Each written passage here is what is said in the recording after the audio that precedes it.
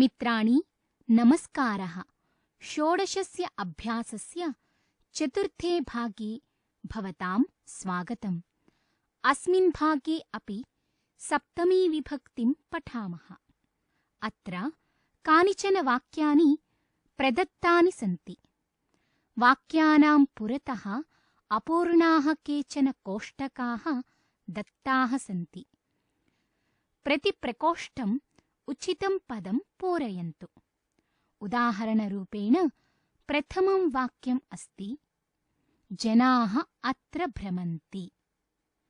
एतद् वाक्यं श्रुत्वा मनसि प्रश्नः उत्पद्यते यत् जनाः कुत्र भ्रमन्ति? एतस्य उत्तरं प्राप्तुं वयं पुरतः विद्यमानान् कोष्टकान् पश्यामः। कोष्टकेषु वा टि इति अक्षरद्वयमेव दृश्यते।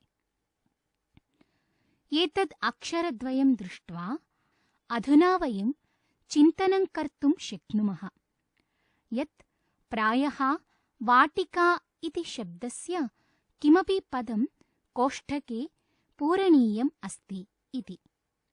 अत्र तृतीये कोष्टके का, चतुर्थे कोष्टके च याम् इति पूरयामः। अर्थात् जनाः वाटिकायां भ्रमन्ति इति प्रश्नस्य उत्तरं भवति। अत्र किमर्थं वाटिकायाम् इति सप्तमी विभक्तेः पदं पूरितम्? यतः जनानां भ्रमणस्य आधारः वाटिका अस्ति।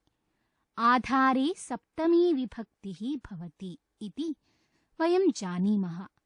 अतः एव वाटिकायाम् इति सप्तमी विभक्तेः प्रयोगं कुर्मः।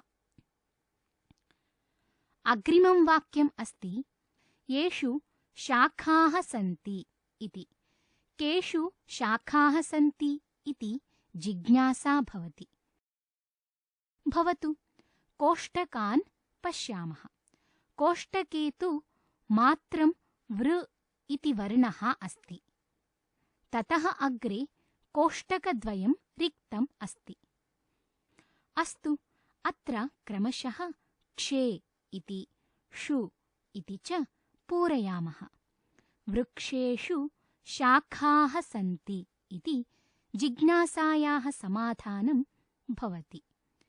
शाखानाम् आधारभूताः वृक्षाः भवन्ति। आधारे सप्तमी विभक्तिः भवति इत्यतः वृक्षेषु इति सप्तमी विभक्तेः प्रयोगः भवति। तृतीयं वाक्यम् अस्ति पुष्पाणि अत्र विकसन्ति। पुष्पाणि कुत्र विकसन्ति इति प्रश्नः उत्पन्नः भवति। कोष्टके तु शा इति एकः एव वर्णः अस्ति। अन्यत् कोष्टकद्वयं रिक्तम् अस्ति। अस्तु, पश्यामः। द्वितीये कोष्टके खा इति, तृतीये च याम् इति पूरयामः। पुष्पाणि शाखायां विकसन्ति इति स्पष्टता भवति।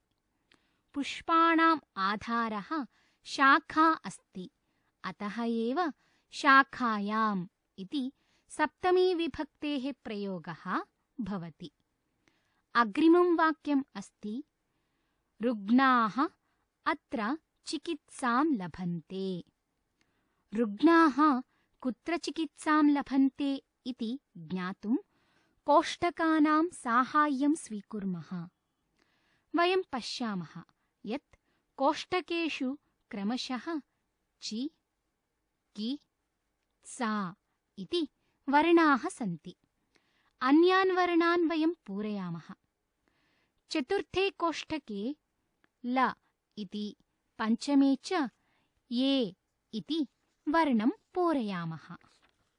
रुग्णाः चिकित्सालये चिकित्सां लभन्ते इति स्पष्टता भवति। चिकित्सायाः आधारः चिकित्सालयः अस्ति। अतः एव चिकित्सालये इति सप्तमी विभक्तेः प्रयोगं कुर्मः। पञ्चमम् अस्ति लोकाः अत्र मतं निक्षिपन्ति। एतद् वाक्यं श्रुत्वा कश्चन प्रश्नं कुर्यात् यत् लोकाः कुत्र मतं निक्षिपन्ति इति। अस्तु, प्रश्नस्य उत्तरं ज्ञातुं कोष्टकेषु विद्यमानान् वर्णान् पश्यामः।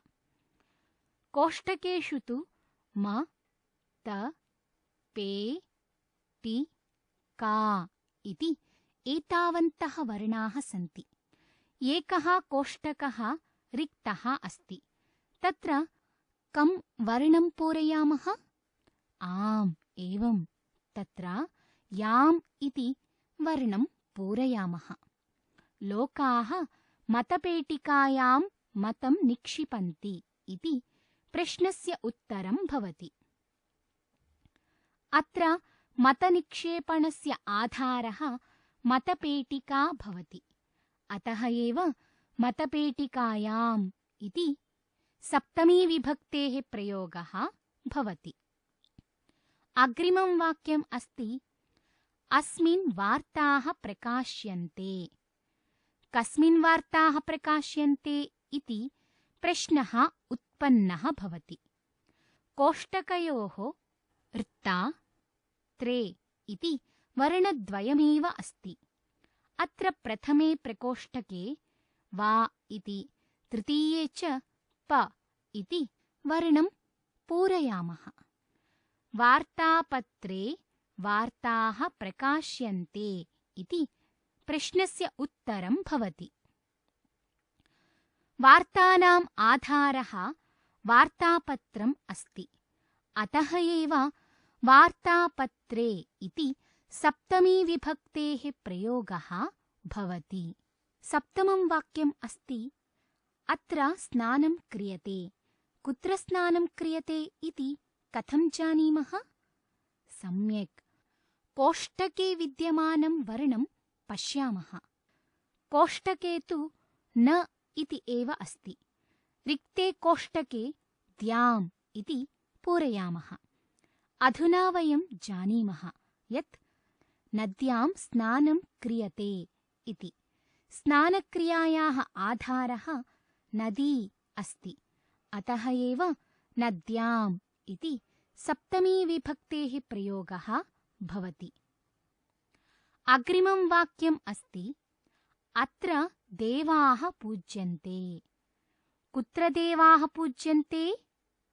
कोष्टकयोः तु दे वा इति वर्णद्वयमेव दृश्यते। रिक्ते कोष्टकद्वये लये इति पूरयामः। अधुना वयं ज्ञातवन्तः यत् देवालये देवाः पूज्यन्ते इति। देवानां पूजायाः आधारः देवालयः अस्ति। अतः एव देवालये इति सप्तमीविभक्तेः प्रयोगः भवति। नवमं वाक्यम् अस्ति अत्र बालकाः पठन्ति इति। बालकाः कुत्र पठन्ति इति प्रश्नः उत्पन्नः भवति। कोष्टके वि इति द्या इति च वर्णद्वयमेव अस्ति। वयम् अत्र ल ये इति वर्णद्वयम् इतोपि पूरयामः। बालकाः विद्यालये पठन्ति इति उत्तरं भवति। बालकानां पठनक्रियायाः आधारः विद्यालयः अस्ति। अतः एव विद्यालये इति सप्तमीविभक्तेः प्रयोगः भवति। अन्तिमं वाक्यम् अस्ति अत्र तडित् दीव्यति। तडित् कुत्र दीव्यति इति प्रश्नं पृच्छामि। किम् उत्तरं स्यात्? वदन्तु। मे इति एकः वर्णः कोष्टके अस्ति। अग्रे वयं घे इति शु इति च पूरयामः। मेघेषु तडित् दीव्यति इति उत्तरं भवति।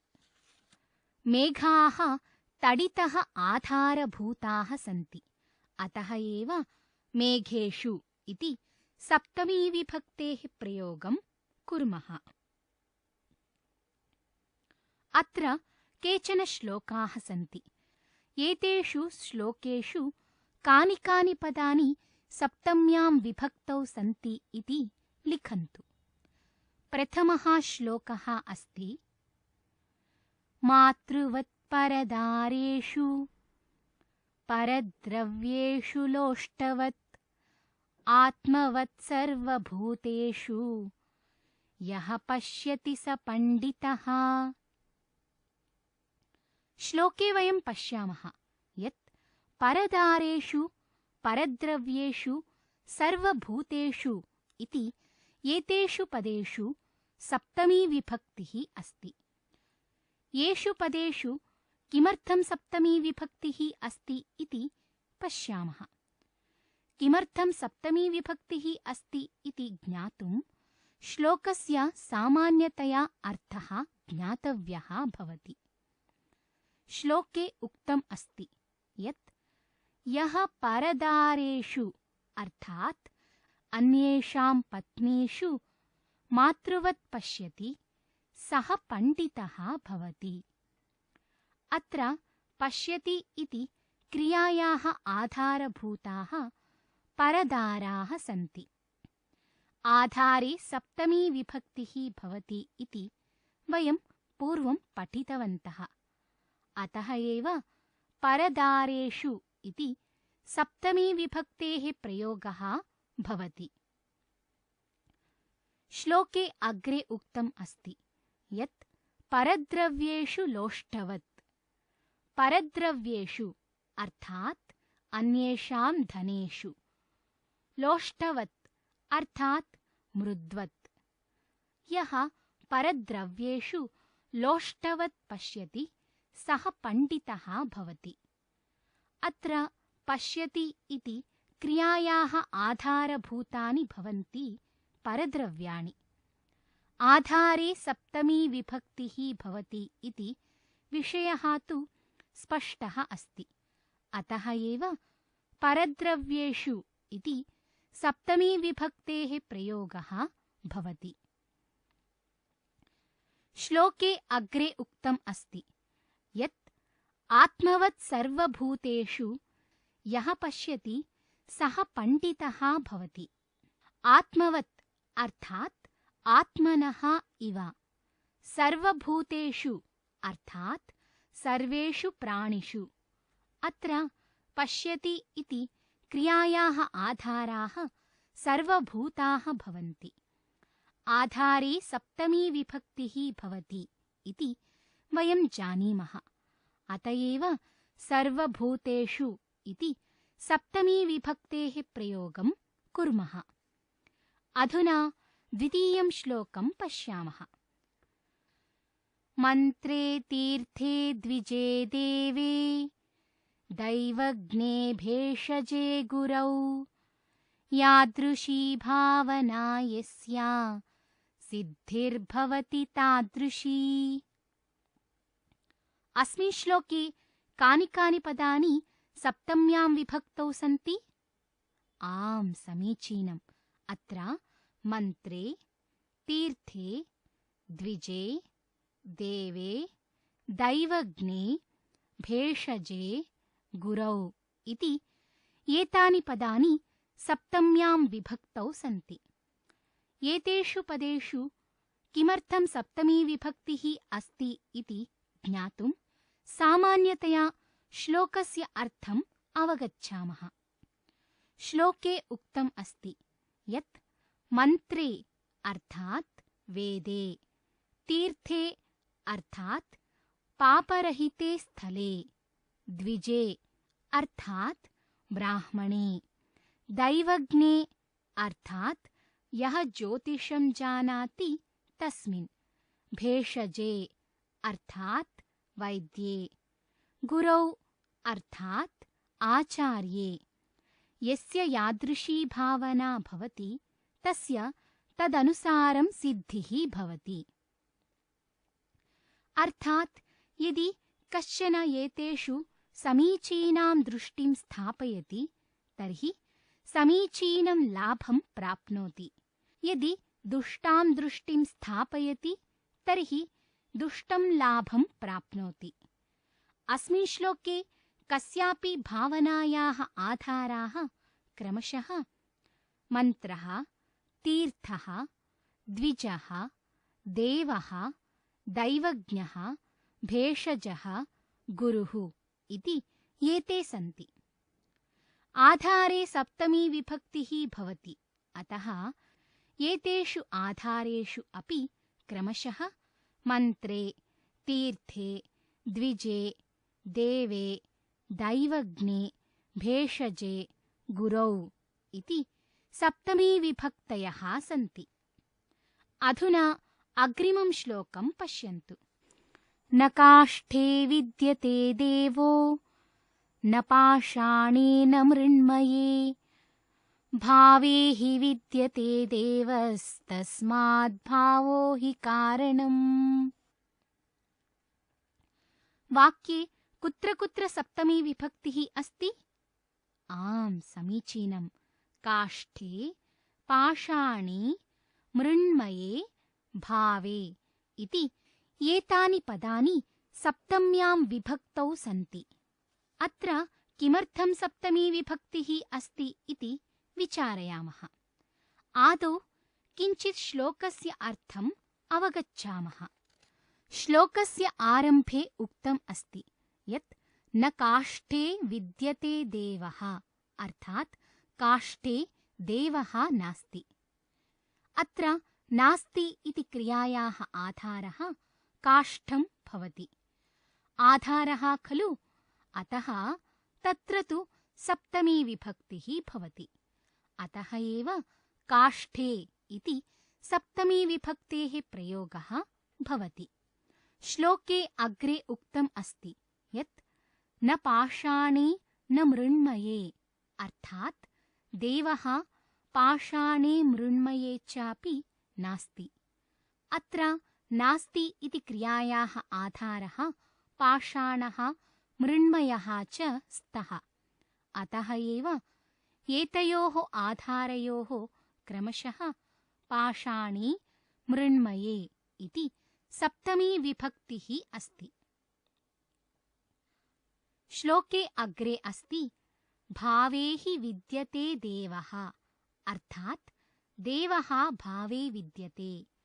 भावः अर्थात् श्रद्धा। अत्र विद्यते इति क्रियापदम् अस्ति।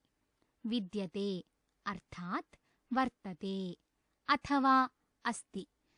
एतस्याः क्रियायाः आधारः भवति भावः इति। आधारे सप्तमी विभक्तिः भवति, अतः एव भावे इति सप्तम्यन्तपदस्य प्रयोगः क्रियते। अधुना अग्रिमं पद्यं पश्यन्तु। सन्निमित्ते वरन्त्यागो विनाशे नियते सति। अस्मिन् श्लोके सन्निमित्ते, विनाशे, नियते सति इति एतेषु पदेषु सप्तमी विभक्तिः अस्ति। अतः एतानि सप्तम्यन्तपदानि रेखाङ्कितानि कुर्मः। एवं प्रकारेण विविधेषु पद्येषु वयं दृष्टवन्तः यत् यत्र यत्र आधारः अस्ति तत्र तत्र सर्वत्र सप्तमी विभक्तिः अस्ति। एतावता षोडशस्य अभ्यासस्य चतुर्थः भागः समाप्तिं प्राप्नोति। मिलामः अग्रिमे भागे। धन्यवादः।